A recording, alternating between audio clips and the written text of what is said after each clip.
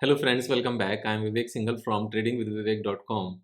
और आज की डेट में सभी के सामने एक छोटा सा चैलेंज ये है कि निफ्टी तो ऊपर वापस से आ गई है, लेकिन पोर्टफोलियो ऊपर नहीं आए हैं। तो इसके पीछे क्या रीज़न है? क्या हमारी स्ट्रेटजीज बेकार हैं? क्या हमने स्टॉक्स का सिलेक्शन गलत किया है, या मार्केट एक जुआ है, सट्टा है, या फिर हमें करना नहीं आता, या फिर किस्मत ख़राब है?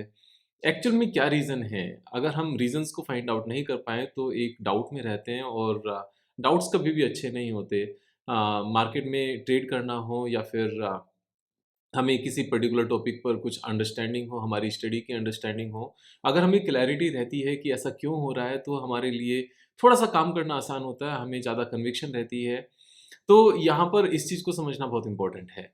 अब मैं एक चीज़ हमेशा बताना चाहूँगा कि जैसे हम निफ्टी की बात करते हैं, तो हम निफ्टी का एक बार चार्ट ओपन करते हैं, और निफ्टी में अगर हम देखते हैं तो जहाँ से निफ्टी स्टार्ट हुई थी, एक्चुअल में निफ्टी वहीं पर वापस से टच कर चुकी है, और निफ्टी सेम ही लेवल पर ट्रेड कर रही है। जो हाईएस्ट एवर लेवल थे, अगर हम क्लोजिंग की बात करें, तो इसको पहले से ही टच कर चुकी है, और टच करने के बाद में it is trading at the same level almost. तो 26,281 ये लेवल था जो हमारा सितंबर में लास्ट ईयर बना था, सितंबर 24 में, और सेम लेवल पर आ चुकी है। लेकिन अगर पोर्टफोलियो की बात करें, तो पोर्टफोलियो अभी भी 10% से लेकर 15% के बीच में डाउन है। तो ऐसा क्यों है? ये एक बड़ा सा क्वेश्चन है। तो मेरी एक बात ध्यान से समझना, निफ्टी सिर्फ़ और सिर्फ़ 50 स्टॉक से बनी है। इस बात का हम सबको पता है, तो समझने वाला पॉइंट नहीं है। लेकिन यहाँ समझने वाला दूसरा पॉइंट है, निफ्टी में भी अगर हम 50 स्टॉक्स की बात करने लगें, तो क्या सारे ही स्टॉक्स वापस से टॉप पर जा चुके हैं? अगर हम इस बात को एक बार चेक करने लगें, तो एक बार चेक करना इस चीज़ को ज़रूरी है, जिससे आप समझ सको। तो निफ्टी 50 की मैंने लिस्ट निकाली, और मैं एक्सिस बैंक पर जैसे यहाँ पर गया, तो क्या ये लाइफ टाइम हाई पर है? लाइफ टाइम हाई पर नहीं है, लेकिन उसके पास ही है, बहुत ज़्यादा नीचे नहीं है। भारतीय एयरटेल ऊपर चल रहा है, और एचडीएफसी बैंक का भी ऊपर है, ऑलमोस्ट ऊपर है, लेकिन आईसीआईसी बैंक उतना ऊपर नहीं है। यहाँ पर इन्फोसिस इज़ क्वाइट डाउन, और आईटीसी लिमिटेड, अगर हम सितंबर लेवल की बात करने लगे, लास्ट ईयर सितंबर की बात करने लगे, तो वहाँ से काफ़ी डाउन है। और एल&टी ऊपर आ चुका है, महिंद्रा एंड महिंद्रा ऊपर आ चुका है, रिलायंस वापस आ रहा है, एसबीआई ऊपर चल रहा है यहाँ पर, अदानी एंटरप्राइजेज़ काफ़ी नीचे है, अगर हम लास्ट हाई की बात करने लगे वहाँ से, और अदानी पोर्ट थोड़ा-सा नीचे है, तो अपोलो हॉस्पिटल ऊपर जाकर नीचे आया है, लेकिन एशियन पेंट अभी भी काफ़ी नीचे है, अगर हम इस लेवल से बात करने लगें। तो और बजाज फिनसर्व, अभी बजाज ऑटो काफ़ी नीचे है। यहाँ पर फर्दर हम नीचे जाते हैं, सिप्ला नीचे है, कोल इंडिया बहुत ज़्यादा नीचे है, और डॉक्टर रेड्डी नीचे है, एंड उसके बाद में हम इस स्टॉक को देखते हैं, एचसीएल टेक्नोलॉजीज़ नीचे है, और उसके बाद हिंदुस्तान यूनिलीवर काफ़ी नीचे है, और उस फर्दर हम जाते हैं नीचे, नेस्ले काफ़ी नीचे है, एनटीपीसी काफ़ी नीचे है, ऑयल एंड गैस नीचे में, ओएनजीसी नीचे है, पावर ग्रिड कॉर्पोरेशन नीचे है। तो यहाँ पर एक मिक्स है, सन फार्मा नीचे है, और टाटा केमिकल, टाटा कंज्यूमर नीचे है, टाटा स्टील ऊपर जाने के बाद नीचे आया, लेकिन टीसीएस बहुत ज़्यादा नीचे है, टेक महिंद्रा नीचे चल रहा है, टाइटन्स ऊपर आ चुका है, लेकिन टाटा मोटर्स बहुत ज़्यादा नीचे है, ट्रेंट नीचे है, अल्ट्राटेक सीमेंट ऊपर आ चुका है, विप्रो नीचे है, और बीपीसीएल सेम प्राइस पर है लगभग, ब्रिटानिया, ये हम वापस से, ये हम नेक्स्ट की तरफ जा चुके हैं। तो अगर हम देखें इस बात को, यहाँ पर ये चीज़ साफ-साफ नज़र आती है कि काफ़ी स्टॉक्स निफ्टी में ऊपर हैं, काफ़ी नीचे हैं, लेकिन ओवरऑल निफ्टी वापस से ऊपर आ चुकी है। अब यहाँ इम्पोर्टेंट पॉइंट क्या है, जब काफ़ी स्टॉक्स नीचे हैं, तो फिर भी निफ्टी ऊपर कैसे है? क्योंकि कुछ स्टॉक्स लाइफ टाइम हाई बनाकर और ऊपर चले गए हैं, और जिन स्टॉक्स की वेटेज ज़्यादा है निफ्टी में, यहाँ इम्पोर्टेंट पॉइंट क्या है कि निफ्टी में जिन स्टॉक्स की वेटेज ज़्यादा है, वे स्टॉक्स ऊपर चल रहे हैं, और जिन स्टॉक्स की वेटेज ज़्यादा नहीं है, वे नीचे चल रहे हैं, लाइक टाटा मोटर्स, और यहाँ पर नेस्ले, हिंदुस्तान यूनिलीवर, इन स्टॉक्स की बहुत ज़्यादा वेटेज नहीं है। अभी इन 50 स्टॉक्स में से हमारे पोर्टफोलियो में कितने स्टॉक्स हैं, ये चीज़ इंपॉर्टेंट है। जनरली क्या देखा गया है कि इन 50 स्टॉक्स में से बहुत ज़्यादा स्टॉक्स पोर्टफोलियो में नहीं होते। उसका रीज़न एक ये भी है कि ये स्टॉक्स बहुत ज़्यादा नीचे गिरते नहीं हैं, या हमें ऐसा लगता है कि ये बहुत बड़ी कंपनीज़ हैं, और इन बड़ी कंपनीज़ में कितनी ही ग्रोथ आ जाएगी।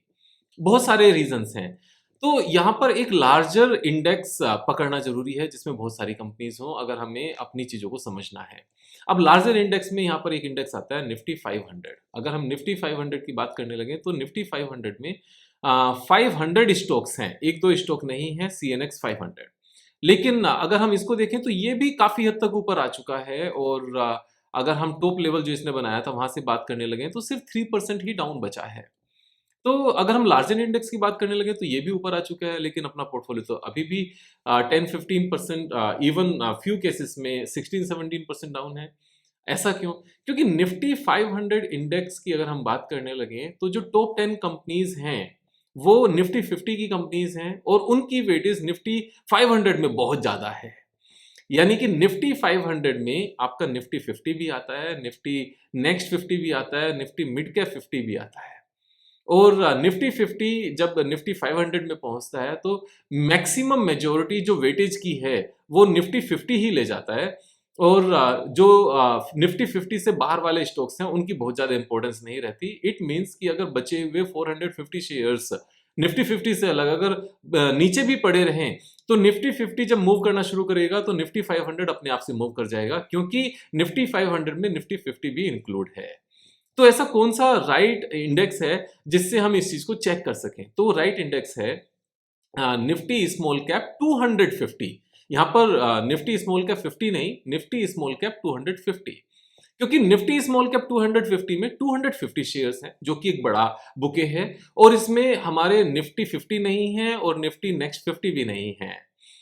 तो जो पर्टिकुलरली बड़ी कंपनीज जो निफ्टी को ऊपर ले जाती हैं और निफ्टी 500 को ऊपर ले जाती हैं वो निफ्टी स्मॉल कैप 250 में नहीं है। तो अगर निफ्टी स्मॉल कैप 250 को हम यहाँ पर चेक करें तो आपको अपने पोर्टफोलियो का सीधा सीधा एक रिसेंबल नजर आएगा कि हाँ एग्जैक्टली सेम ही तरीके से हमारे पोर्टफोलियो ने भी काम किया। तो अगर हम एक बार इस चीज को चेक करें, पहले हम एक बार निफ्टी 50 को एक बार देखते हैं कि जब सितंबर में निफ्टी 50 गिरा और यहाँ से टॉप जो बनाया था इसने सितंबर में, वहां से जो लो बनाया कितने परसेंट का नीचे गिरावट थी? 17.20% की थी। और अगर हम यहाँ पर निफ्टी स्मॉल कैप 250 की बात करने लगे तो निफ्टी स्मॉल कैप 250 ने जो लो बनाया था यहाँ पर अपनी गिरावट 28.74% थी। और यही एक रीजन है कि जब लास्ट मीन्स मार्च मंथ में जब लो बना था और अप्रैल में जो लो बना था उस टाइम पर अगर अपने पोर्टफोलियो की बात करने लगे निफ्टी 50 के कंपैरिजन में,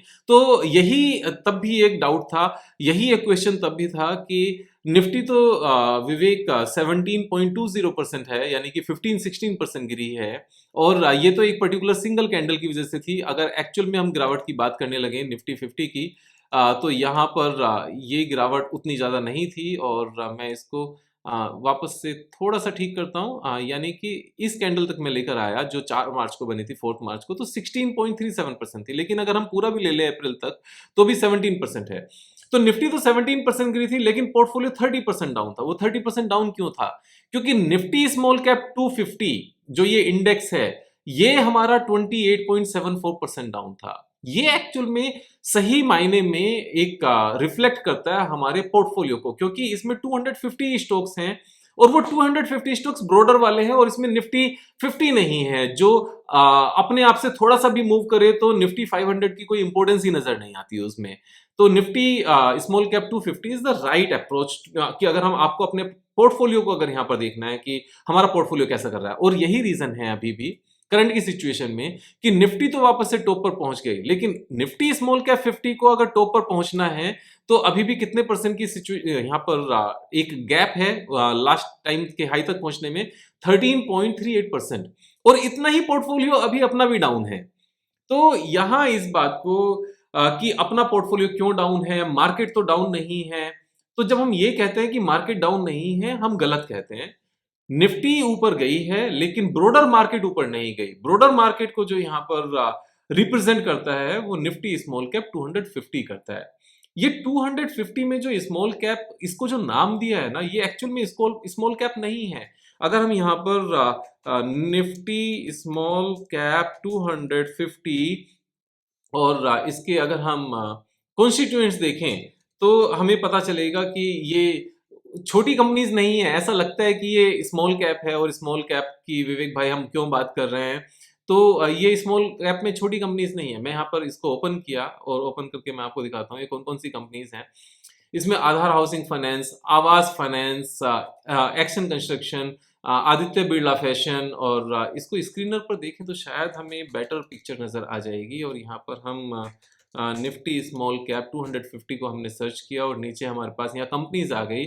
और कंपनीज में आके अगर हम यहाँ पर मार्केट कैप से इसको सॉर्ट कर लें तो हमें चीज़ें और अच्छे से नजर आएंगी। तो यहाँ आप ये देखो, जो 55,000 करोड़ तक की मार्केट कैप की कंपनीज हैं वो सारी स्मॉल कैप में आती हैं। अब इसमें सेंट्रल बैंक भी है, इसमें CDSL है, एस्टर, यहाँ पर DM हेल्थ है, चोला फाइनेंशियल है, पूनावाला फाइनेंशियल है, रेडिको खेतान है, MCX है, NBCC है, डिलीवरी है, और नवीन फ्लोरो इंटरनेशनल है। आप इसमें देखोगे तो सार मींस बड़ी बड़ी कंपनीज आपको इसमें नजर आ जाएंगी। एंजल वन इसी का पार्ट है, पिरामल फार्मा इसी का पार्ट है, PNB हाउसिंग फाइनेंस इसी में है, मनापुरम फाइनेंस इसमें है, डॉक्टर लाल पैथ लैब इसी में है, नुआमा वेल्थ इसी में है, इवन EIH होटल इसी का पार्ट है। हम आगे अगर देखें नेक्स्ट 50 करके तो आपको और मींस अच्छे बड़े नाम इसमें, मींस अच्छे बड़े मींस अच्छी बड़ी कंपनीज इसमें नजर आएंगी। बंधन बैंक, फोर्स मोटर्स, और CESC, एस्ट्रा फार्मा, और उसके साथ में अगर हम देखें यहाँ पर Welspun Corp, Jyoti CNC, Eris life science, Aditya Birla AMC, Aadhaar housing finance, credit access, Bayer corporation, these are not small companies. तो एक ब्रॉडर मार्केट को एक्चुअल में ये रिप्रेजेंट करता है। हमें इस बात को समझने की जरूरत है। अब यहाँ से फर्दर क्या सिनेरियो नजर आता है, एक बार उस बात पर देखते हैं कि लास्ट टाइम जब निफ्टी हमने चेक करते हैं एक बार, लास्ट टाइम निफ्टी ने जब सेम लेवल पर टच किया तो उस टाइम पर निफ्टी स्मॉल कैप का क्या सीन था। यहाँ पर निफ्टी ने लाइफ टाइम हाई बनाया अक्टूबर 18 को 2021 में, एंड इसने सेम लेवल को यहाँ पर टच कर दिया 28 नवंबर 22। अगर स्मॉल कैप में देखें तो स्मॉल कैप में 28 नवंबर 22 को क्या ये वापस से टॉप लेवल पर आ गया था। नवंबर 22 यहाँ पर 18 नवंबर 22, एक बार फिर से देखते हैं कि एग्जैक्टली डेट क्या है। 28 नवंबर 22 हम यहाँ पर जाते हैं और इसमें हम लोग गए और देखते हैं कि 28 नवंबर 22 ये हमारा लेवल था। और सेम ही सिनेरियो आपको नजर आएगा कि निफ्टी तो लाइफ टाइम हाई टच कर गई थी, लेकिन जो ब्रॉडर मार्केट है उसने उतना टच नहीं किया था। और यहाँ से अगर हम देखें तो कितनी गुंजाइश थी, सेम ही 10% का यहाँ पर गैप था। तो उस टाइम पर भी सेम सिनेरियो नजर आ रहा होगा कि निफ्टी तो विवेक भाई लाइफ टाइम हाई पर है, लेकिन अपना पोर्टफोलियो अभी भी 10% डाउन है। तो ब्रॉडर मार्केट तब भी इतनी ही डाउन थी। मोर ओवर यहाँ पर इस डेट से अगर हम निफ्टी की बात करने लगे तो निफ्टी ने एक और गिरावट दिखाई, और एक और गिरावट दिखाकर वो कितने परसेंट डाउन आया, यहां से 9.22% डाउन गई। लेकिन Nifty small cap same level से कितना परसेंट डाउन गया, यहां पर ये 11.67% डाउन गया। तो हमेशा ऐसा होता है कि ब्रॉडर मार्केट ज्यादा स्पीड से सेम डायरेक्शन में जाती है, लेकिन कब, जब एक बार मार्केट में फ्रेश रैली शुरू हो जाए। रिकवरी के दौरान उतना एकदम से नहीं होता है। नाउ एक और चीज यहां पर समझने की जरूरत है हमें कि जब निफ्टी ने यहां पर 28 नवंबर, ध्यान से समझना है इस बात को, 28 नवंबर 22 को निफ्टी ने जब यहां पर नया लाइफ टाइम हाई बनाया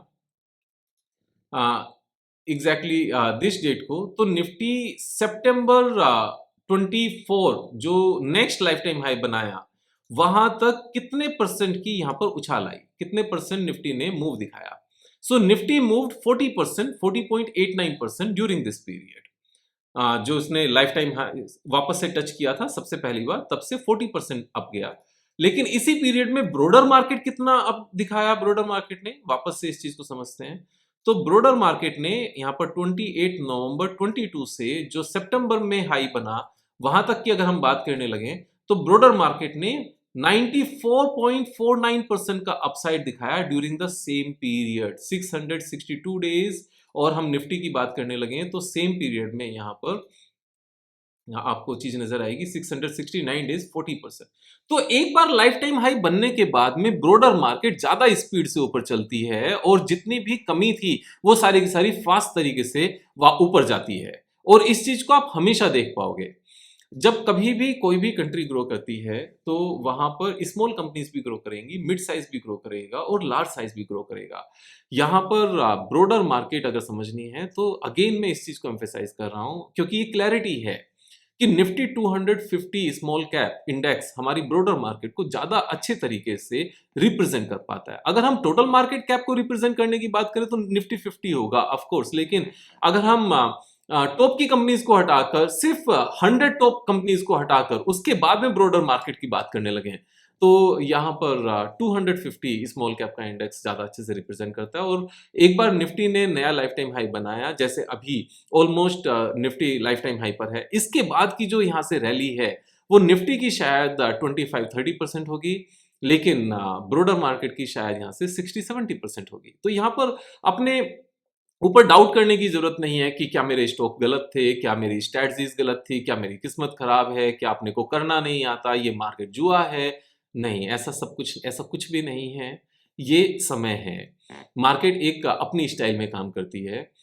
अगर आपको निफ्टी से ही कंपेयर करना है तो निफ्टी में भी जो निफ्टी की टॉप 20 कंपनीज हैं, आप सिर्फ उसमें ट्रेड करो। आप हमेशा निफ्टी को ही जैसे निफ्टी ऊपर गई आपका पोर्टफोलियो ऊपर जाएगा, निफ्टी नीचे गई आपका पोर्टफोलियो नीचे आएगा। लेकिन आपके पास निफ्टी में टॉप 20 स्टॉक्स नहीं है, आपके पोर्टफोलियो में निफ्टी के टॉप 20 स्टॉक्स नहीं है, फिर आप उस इंडेक्स से अपने पोर्टफोलियो को कंपेयर करके परेशान नहीं हो सकते। उस टाइम पर आपको यहाँ पर ब्रॉडर मार्केट को देखना होगा कि ब्रॉडर मार्केट अभी कहाँ पर है। ब्रॉडर मार्केट अभी लाइफ टाइम हाई से काफी नीचे है, तो परेशान होने की जरूरत नहीं है, इन चीजों को समझने की जरूरत है।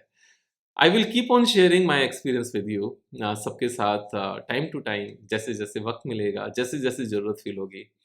जल्दी फिर मिलेंगे एक नई वीडियो के साथ, तब तक अपना ख्याल रखो। जय हिंद, जय भारत।